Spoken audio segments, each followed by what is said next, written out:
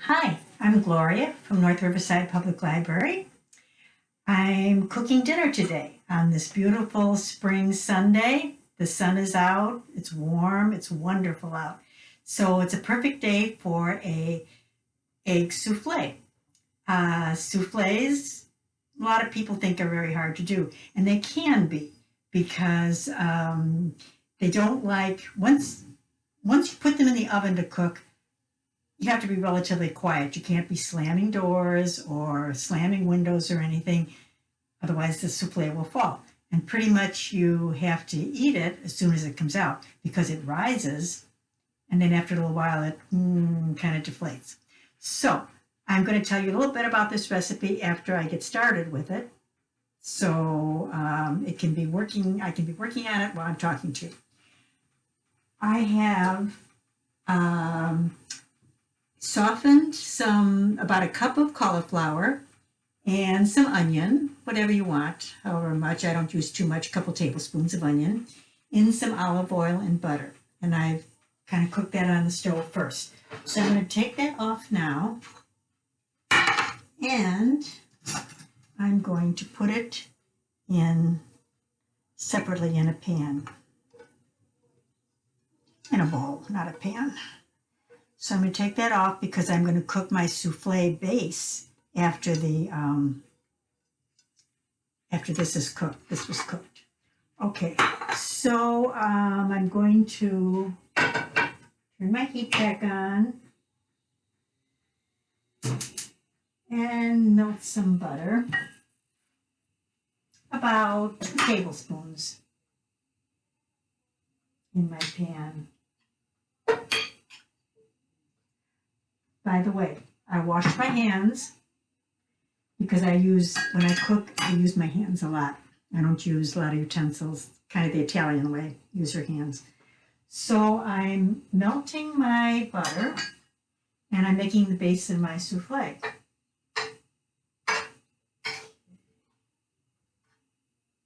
Okay. Tell you a little bit, while this is melting, I'll tell you a little bit about this recipe. It's in a cookbook, a vegetarian cookbook from Linda McCartney.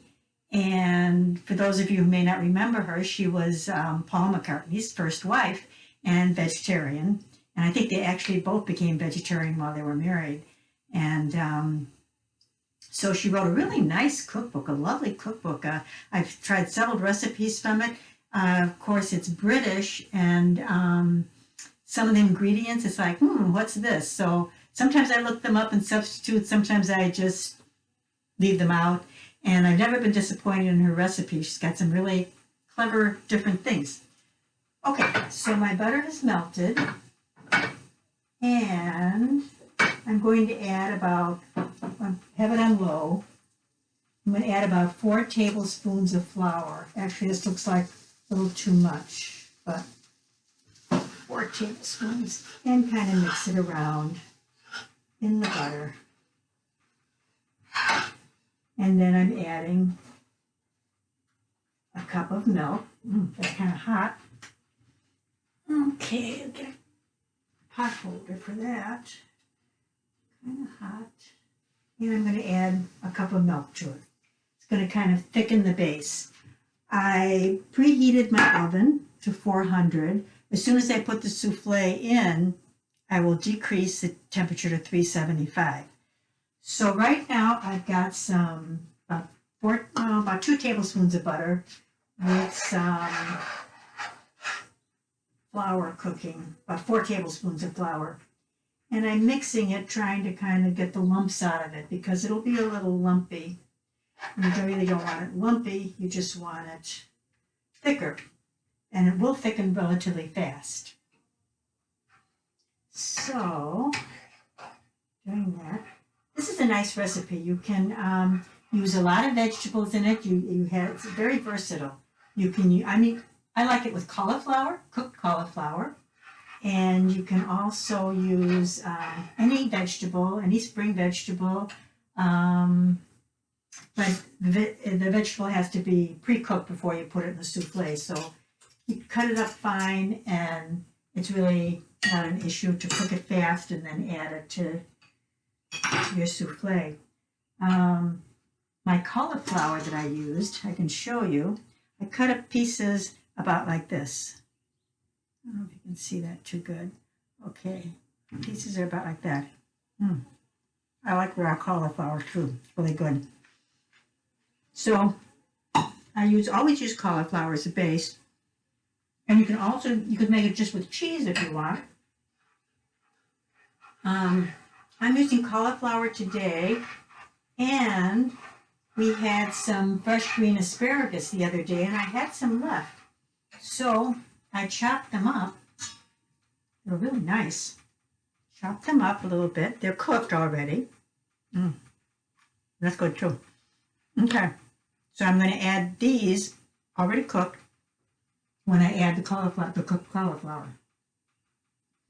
So this is still getting thicker a little bit. I'll just mix up these two. Here is my cooked cauliflower. I'll show you here.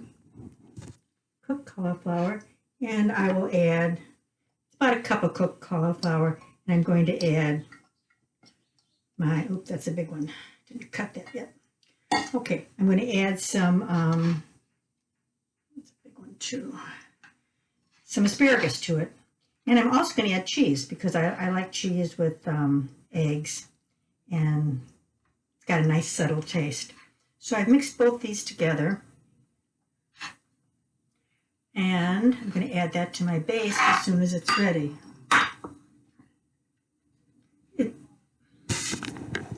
Once you get things together and get ready to do it, it really goes fast. So you kind of do your chopping and get all your ingredients together, and doesn't take long. Okay, I'm going to turn off my heat, and I've got my base, which is a little thicker. I'll show you that.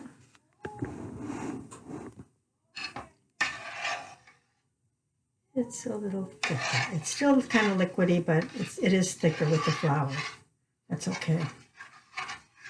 So I'm going to add my spices now, and then cook it just a little bit more. I'm going to have some fresh ground pepper.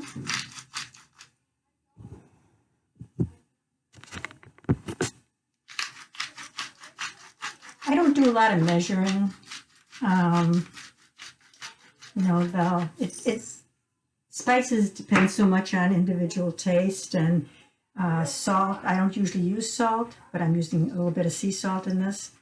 I guess I like things a little bit bland, and I don't use a lot of spice. Here's some nutmeg. I'm putting kind of a pinch of nutmeg. And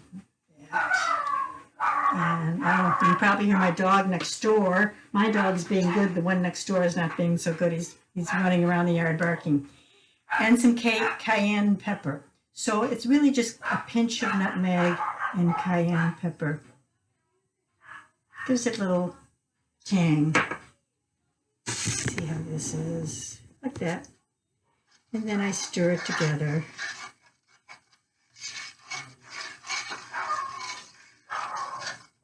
Like this. And I'm going to cook it just a bit more.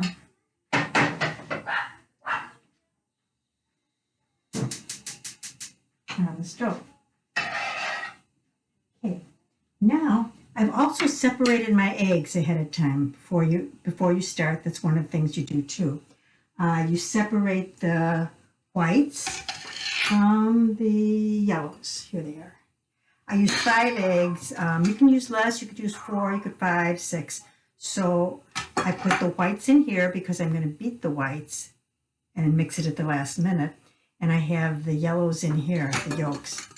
So I am going to, oh, and by the way, the whites will beat up better if they're room temperature. So it's a good idea to separate them a little bit before you start so they can sit out a little bit and get more room temperature. Hopefully they will whip well when I'm ready to do that. All right, so I think I'm ready here. I'm going to take this off the heat. And I'm going to add my egg yolks to it. Now you don't want it to be in the heat because you don't want to cook your eggs. Your eggs are going to cook when it gets into the oven, when the whole souffle is together. So you're going to mix it into the flour and milk mixture. And you don't want it on the heat. It will start cooking right away, and you do not want that. You'll have icky lumps in it. Okay, so you've got all that mixed together. And then I'm going to add my vegetables, my cauliflower and my asparagus. Here. And because I like cheese, I'm going to add some sharp cheddar cheese too, because I like the taste of cheese in it. I'm not going to measure, I'm just going to add some, whatever looks good to you. If you don't cook like this, you should try it sometime. It's kind of fun once you get away from measuring everything and, you know, being concerned. You might have failures. I mean, I've certainly had my share of failures, but for the most part, things turn out well. Okay, so I pretty well mixed this.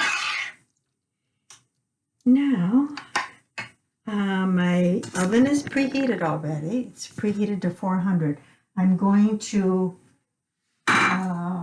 whip my eggs. Hopefully they won't take too long to whip.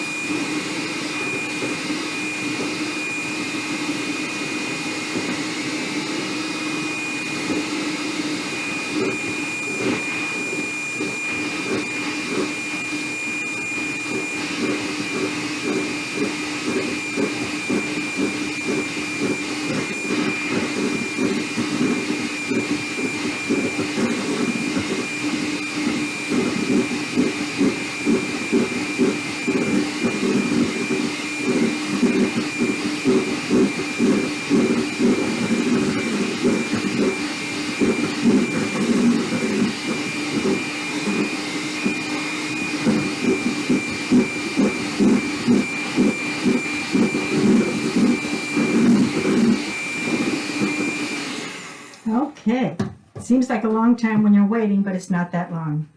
And though you can see the egg white is in peaks. So I have whipped that.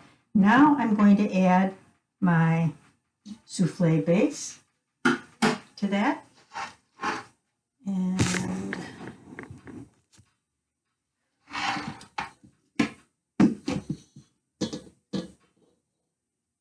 you're not going to want to beat it or do it fast because you want to fold the base into the whites. You don't want to destroy the peaks.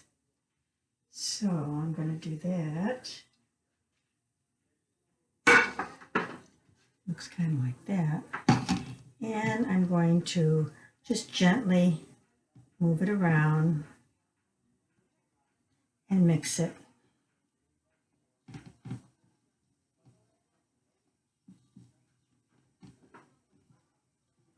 Souffles are a very hearty meal.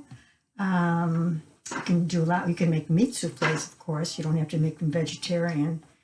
But they're very versatile, and they're very filling, too. They go a long ways, and they're filling. The only thing about souffles is, like I said, you pretty much have to eat them as soon as you take them out of the oven because they'll start collapsing. Okay, it's pretty well, seems to be pretty well mixed. Okay, now I have a greased pan. Now I know this pan holds this recipe because I've used it before.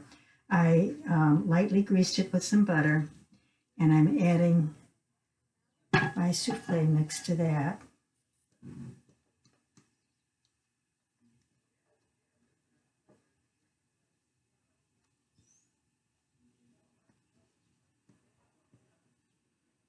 Okay, this is how it looks. It's kind of high, and it's going to get higher. It's going to raise up, but it won't go over the pan. It'll cook nicely. I'm going to put this in the oven right away. I'm going to cook it for about an hour, and I'm going to check it to make sure. Sometimes the center is still a little liquidy, so you have to cook it a little longer. So I am going to put this in my oven right now.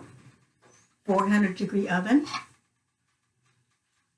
for about an hour, and right away decrease the temperature to 375, and there we have it. So this is going to be my dinner tonight. It was a little preparation time, not too much. There'll be leftovers because it's very hearty. It's good. My family likes it. Give it a try. See if you like it. If you've never made a souffle before, don't be intimidated by it. If Linda McCartney can do it, you can do it. And if I can do it, you can do it. Enjoy and let us know how you like it. Thanks. See you next time.